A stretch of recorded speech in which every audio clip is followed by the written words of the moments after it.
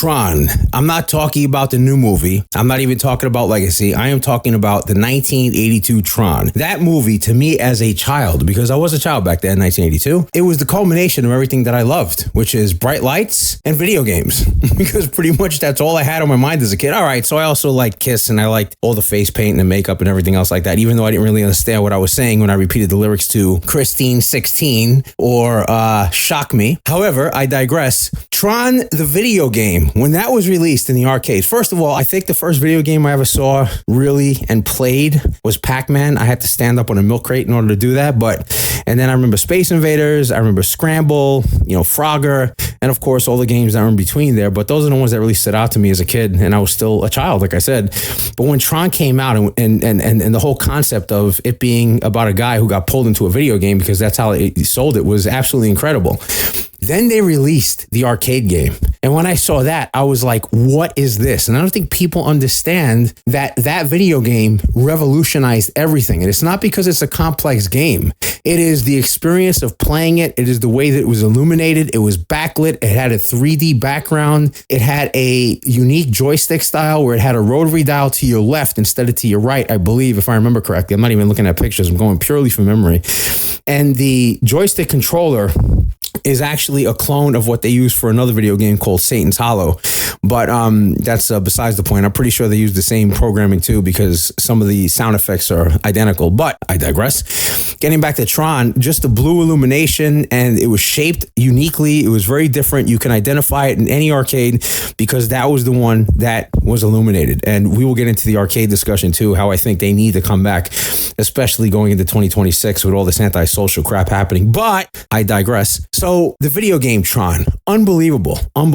It was a pivotal moment because it culminated, like I said, video games and movies. It was released by Bally Midway in 1982. And like I said, it had this unique glow. It basically redefined what a licensed video game could be. It was a commitment and a statement to design, absolutely crazy control panel, like I said, and the people behind it really never get their visionary respect, because in the early 80s, video game licensing usually was an afterthought, but Disney basically had this ambitious creator team behind them, of course, spearheaded by Steven Lisberger and the producer Donald Kushner. They saw the writing on the wall that this could be advertised in a way that was very different from any prior movie, and they could tie it directly into video games because of the subject matter, obviously, with Kevin Flynn being pulled into the world that he created by the Master Control program. So this is where Bally Midway steps in, right? So they had this reputation for handling complex, innovative projects. The partnership was highly unusual because Disney provided early access to conceptual art, storyboards, the aesthetic guidelines for the grid. Basically, Bally Midway could recreate the film's unique electronic world with absolute fidelity. Now, guys like Jeff Bridges and Bruce Boxleitner, of course, Flynn and Tron respectively, they were the faces of the narrative, but the developers were the ones who were translating that narrative into pure code and circuit boards, meaning they had no direct part of the video game, but without their influence, of course, there would be no video game. So Bally Midway had to create 4 distinct, fast-paced mini-games that felt cohesive and that made sense to the movie. Now, this wasn't a standard single-objective game like Pac-Man or Donkey Kong. This was a software suite, and they had a deadline, and they had to hit it. So the main people that made this happen, and again, these guys, they never get the respect that they deserve because they completely changed video games with this one video game. Bill Adams, he was the lead programmer. He was the chief designer. He was the one responsible for taking those light cycles, the tank, the grids, and the MCP clone. He integrated them into a single escalating and challenging game loop. It was pretty revolutionary for the time. We're talking 1982, right? So there wasn't many games that had that. Usually it was like a board game type of thing. Think Pac-Man, Donkey Kong Jr., Scramble, Frogger, and you basically navigated a sprite within this singular space. Well, this one had 4 games built in. Again, major leap forward. George Gomez, he was the industrial design person. He not only designed the cabinet, which I said was unbelievable, but he figured out the unorthodox control panel, which basically gave a new type of interaction. Like I said, it was a joystick that wasn't like the other games that were popular at the time, but more like if you ever played the game Afterburner, it was more like a pilot control for like a plane, okay? And that was very unique and had a little trigger, at like the top of it, again, to be cloned by many other games later on. And that was the guy responsible, George Gomez. Thank you for that. Earl Vickers, he was the guy who was responsible for the sound. He created the atmosphere, So basically, he's working with primitive sound chips, but he was still able to get this weird sci-fi kind of digital tone and try to incorporate some of the awesome soundtrack from the movie that we heard early on. John Marcus and Sharon Barr, they basically handled a lot of the graphics work, like the actual design of the graphics themselves, to make sure that the in-game action had that signature luminous wireframe look, the wireframe being the grid. And then we got Tom Leone and Atish Ghosh. They were key members of the production team who helped moderate the incredibly complex project through to completion. So think of them as the executive producers. Now, technically, the graphics were basically ingenious. Again, at the time, the film used vector graphics, basically sharp glowing lines, and they somehow got implemented into a mass-produced cabinet for the video game. So Adams decided to take that look and convert it into a simulated vector. Okay, so it wasn't really what you saw on the movie screen, but it was close enough where you got that feel, okay, I'm definitely playing Tron, right?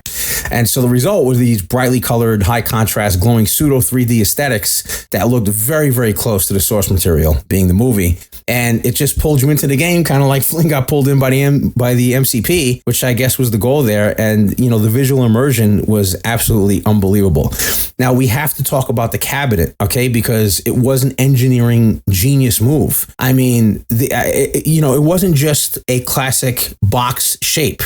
It had a type of kinetic sculpture. The design team knew that you had to reflect the movie in some way, making it new, but making it stand out. It had a black exterior. It had, I believe it was a picture of Tron on the side, kind of throwing the disc. It had this glowing blue and red light stripes, and it was a focal point in any arcade you walked into. And there was plenty of arcades back then, trust me. It was, it looked like it was from the future, and it was unlike any other game, and it just drew you in. Even if the game itself, like I said, was easy to play and it wasn't that complex, still you wanted to play it and you wanted to stand in front of it because just looking at the background, you felt like you're looking at a digital world. It was very, very cool. You got to see it in person. It's still out there. I recommend going to Galloping Ghost Arcade, the best arcade on the planet, to actually see it for yourself. Take a trip. If you don't live in Chicago, who cares? Buy a plane ticket, take a car, get like a group of guys and make it a field day, because that arcade is unbelievable. But I digress. Now, the control panel, this is another unique aspect of the game. This is George Gomez's brainchild. It was basically unconventional, and it forced the player to be ambidextrous in a way, because instead of having, like I said, the joystick on the left and the control on the right, you had the joystick, which had the attached trigger, which was basically the fire button, and then you had a dial, which is to the left, because in the tank game, you had to navigate the cannon, and during the MCP thing, and also during the grid bugs, that's what moved Tron's arm. You didn't have to use it at all for the life cycle game, but that's okay, because the trigger gave you kind of a power boost, which was kind of cool. And why would you use a dial when you're getting these 90-degree rapid turns? But it was actually crazy. So the three main points were the joystick, the acceleration trigger, and the rotary dial. And again, this singular mechanical element, it was this weighted kind of thing. So you felt like that you had a lot more control than other games, and you did, because if you moved just a little slight turn up, then Tron's arm moved just a little bit slight up, and if you went rapidly and decided to just spin it around a few times, then he did a 360-degree turn. So it was very, very cool. It was very precise, and it felt right. And of course, a lot of kids broke them. I didn't break them, but I used to respect it, because I thought, wow, this is pretty awesome. I don't want to destroy this thing. I want to play this forever, But again, there is a singular detail that is critical to that experience, and that is it. The fact that it's on the left, it forced you into a different game mode, and it made you ambidextrous. Very, very, very, very cool. So, like I said, it had the 4 built-in games: the light cycles, the tanks, the IO tower, and the MCP clone. And the MCP clone, not a clone. Although I guess we could call Jared Leto a clone of the MCP, right? Because technically he was the MCP in the new movie. Spoiler alert. I guess you can't do spoiler alerts after you already spoiled it, right? But I digress. And basically, after you played each of those 4 games, which, classic 3 lives and everything, then it reset and it got harder and harder and basically impossible to play. I don't know if there's a kill screen. That's something I didn't look into, but I never got that far. I think maybe I got into the 2nd or 3rd loop. And again, they're talking like I'm a kid, so I'm like 10 years old, whatever. Don't blame me. And yes, years later, I tried to see how far I can get. I got pretty high. Maybe I got like 9 levels deep. Maybe. I might be fantasizing that, but I'm pretty sure. Let's like say it was above 5. I definitely got to 5, and I said, "What is going on?" Because the tanks, like it's almost an impossible. It's a sheer impossibility to play the tanks because of how quick they are, and you get to teleport. And with the light cycles, it was just really fun.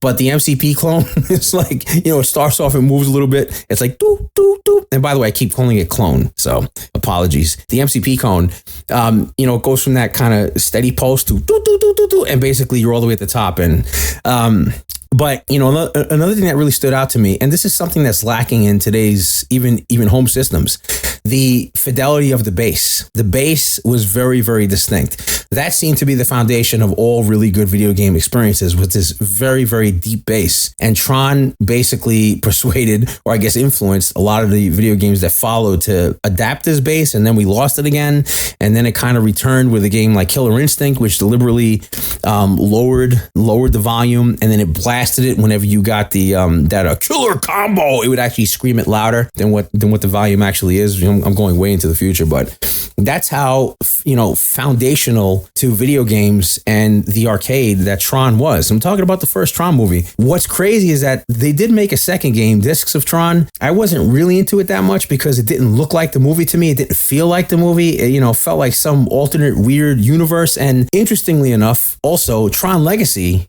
implemented Discs of Tron, and it looks like that they cloned that for the Disc War scenes because it didn't. That was never done in the movie before like that. I thought that they were going to do the Jai scene, basically the 2 gigantic discs, and then you have each of the guys wearing that like Jai thing, that like crazy obscure game that no one even knows what the hell I'm talking about. And they like took this glowing ball of light and they had to deflect it off of the ceiling, and kind of like Pong, except it's like Pong in reverse, tennis. And if it hit the ring, then it would eliminate the ring.